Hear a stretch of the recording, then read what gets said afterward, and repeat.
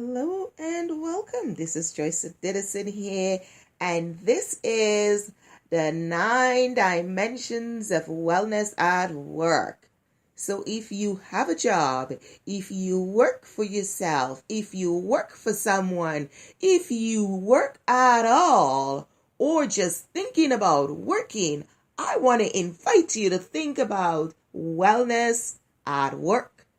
And I want you to think about wellness on the 9 dimensions of wellness. Because too often we think wellness means just moving your butt or eating lettuce and tomatoes or maybe just some mindset meditation. I am here to say, no way! Wellness is far more than that. 9 dimensions of wellness talks about your spiritual wellness. We go into the deep, dark side of spiritual wellness, talking about life-changing aspects such as purpose. What is your purpose for life? Did you know that your purpose, having a purpose and knowing your purpose, identifying and affirming your purpose, will determine and impact the wellness of your life? As we explore more in the spiritual wellness dimension, we are not going to go in all the woo-woo spiritual thing. We're going to go on the up and up. We're going to look at your personal style. Yes, that magic energy that you emanate that tells someone right away, do they like you or not? That you sense when you go into the room or when you meet someone in the elevator. You know right away if that person is going to be a friend or a foe. Yes, my friend, that's what we'll be talking about when we delve into the spiritual wellness dimension. Did you know that your spiritual wellness is where your values lie? Yes, your spiritual dimension is the core and essence of who you are and what you are about. And yes, we will spend that time looking at things like culture, beliefs, integrity, all these wonderful balance, all these things that make up your spiritual wellness dimension. And then we're going to roll over into the social realm. Oh, and do we have things to explore in there? Yes, my friend. When we go into that spiritual realm, we are going to look at all those aspects that connect with the social realm so that your social wellness does impact your spiritual wellness. And those two will have a huge impact on your workplace wellness, my friend. Because guess what? When you go into work every day, you bring that spiritual package. It is you, the essence of you. And that, my friend, your frame of mind, your essence, your energy, and your social vibration has a huge impact on the wellness of the dynamics of your group and your team and your ability to contribute to the wellness of your group. Yes, my friend. That's the deep dark side of the 9-dimensional wellness. Coming to you with your host, Joyce O. Didison. Yes, c'est moi. It is me. I am here. I have arrived. Take it or leave it. Your wellness at work deserves a 9-dimensional scope. And that's what I'm here to talk about. No more tiptoeing around wellness and thinking, oh, as long as I move my butt, I'm well. There are some very nice looking butts, but the rest of the package isn't well. So we want to get the whole 9-dimension wellness on the scope because, my friend, that's what's going to impact your workplace wellness. Did I talk about the social dimension yet? Oh, yes, let me tell you. When we get into the social dimension, we're going to talk about network of relationships. Ha ha. Do you have that at work? Are you part of a network at work? I would hope so. Yes, you are.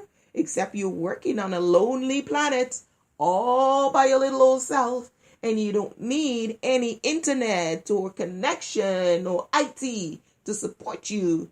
Then you are part of a network, whether you work remotely or you're physically inside a cubicle. So, we're going to talk about hospitality. We're going to talk about listening. We're going to talk about connections. We're going to talk about responsible communication. Yes, my friend, that's a huge part of workplace wellness.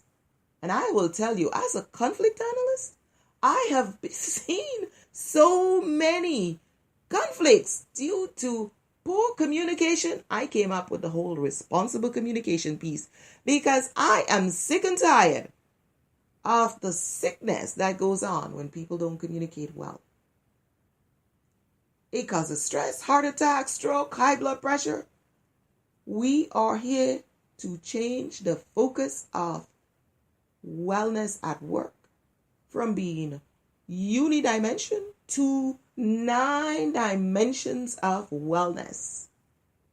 So I'm here to tell you, my friend, when you think about wellness, you're going to think about Joyce Odidison, that 9-dimensional woman, because that's what I'm bringing to you in this podcast. And so if you're looking for fancy music and all this drama, you ain't going to get that here. But what you're going to get is some straight talk and some heartful lessons that's going to put you on the path to optimal 9-dimensional wellness at work and in life. Because guess what my clients tell me in the corporate? Joyce, this is so mind-changing. It's going to affect my home. I'm going to share with my spouse. I'm going to share with my children. I'm going to share with my teenagers. I'm going to tell my sister. I'm going to tell my mom. That's what I'm about. I want to bring you information, wisdom, knowledge, expand your curiosity, spur your intensity, inspire you to a higher level of wellness in all 9 dimensions of your life. So we're just getting started, my friend. I haven't even touched on dimension number 3, the emotional wellness dimension. Have mercy. Why do you think depression is now the 2nd highest cause of workplace disability? Have mercy. It's because we lack what I call self-mastery. Yes, it's one of the wellness competencies, and don't worry, I will tell you more about it. In emotional wellness, we are supposed to master our emotions. We are not victims of our emotions. Emotions are supposed to come and go, and we are supposed to be the constant. We are supposed to experience different emotions, ranges, and decide how we're going to behave as a result, who we're going to become as a result. You don't become angry. Where is that written that you change your name and your personality and you become angry? No, you experience angry emotions, but you remain you. And you choose how you're going to interact with your colleagues. You're going to choose how you're going to talk to your boss. You're going to choose how you're going to interact with your customers, even while experiencing emotions of anger. You, my friend, are in control of your emotions. Resentment, doubts, fears, all these weird emotions that come at you. You need to stop, turn around, look at them and say, hey, buddy, I'm in control of me, not you. And You know that coworker in the cubicle over there that's always talking about you or name calling or throwing words at you, making snide remarks and comments, or the boss that doesn't like you, or any one of those scenarios that you could come up with that you tell yourself that's making you miserable and down and depressed and hurt and upset. Hey, my 5th book was called Hurt, Upset, Angry, Frustrated. I've seen it all. So what I want to tell you is that you determine if you want to be hurt. You determine if you want to be upset. You determine if you want to be angry. You can see it. You can choose to interpret it for your well-being. Yes, I'll be right here empowering you to do that. Now let's talk about the occupational wellness dimension. Oh, have mercy.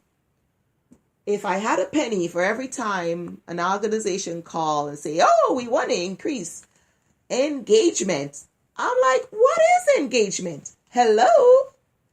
Engagement. Well, let me tell you something.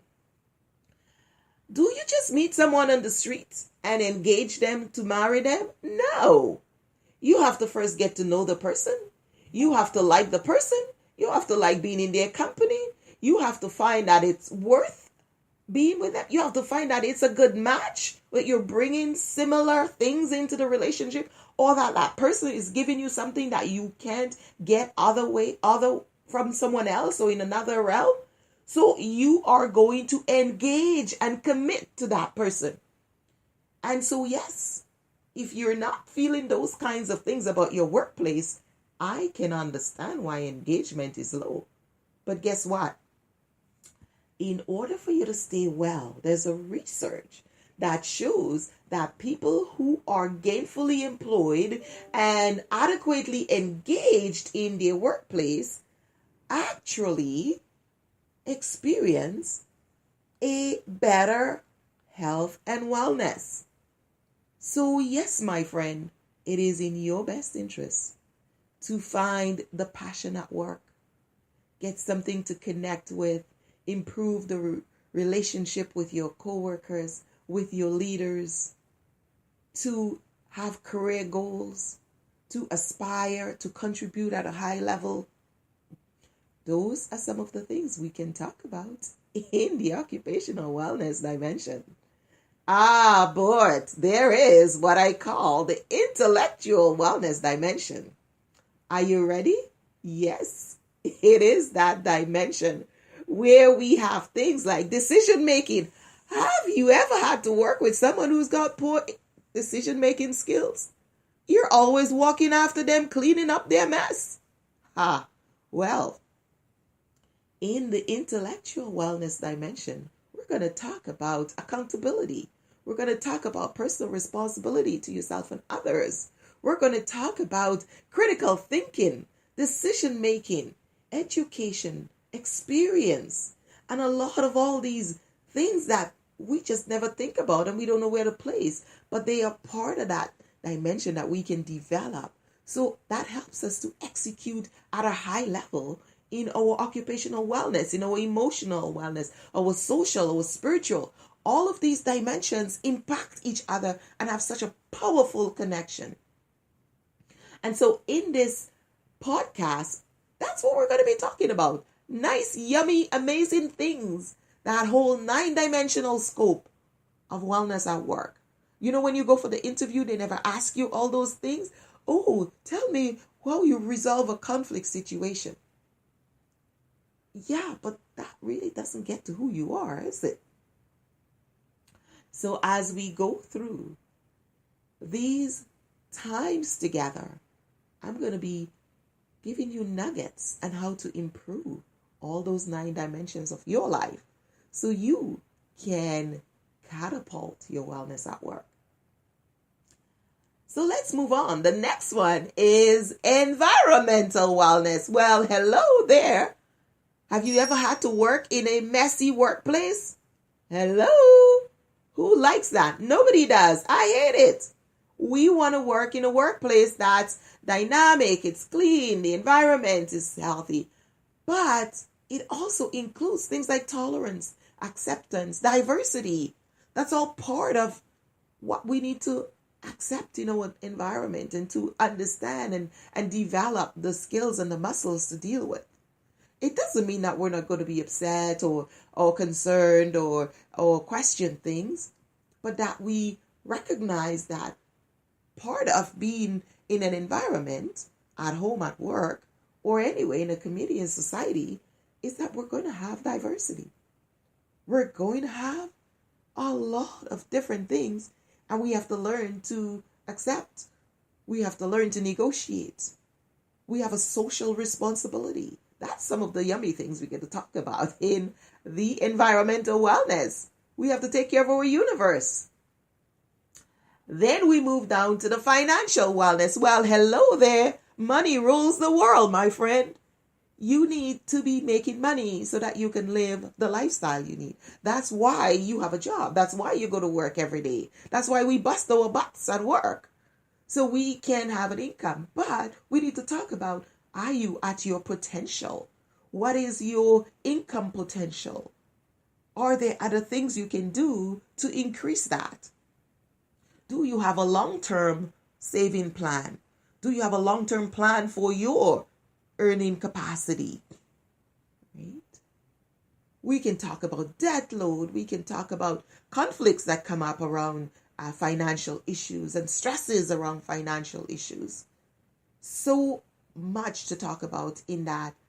And staying in a job you hate because of the financial rewards and the benefit and the impact on your well-being and the possibilities and how to dance in that realm.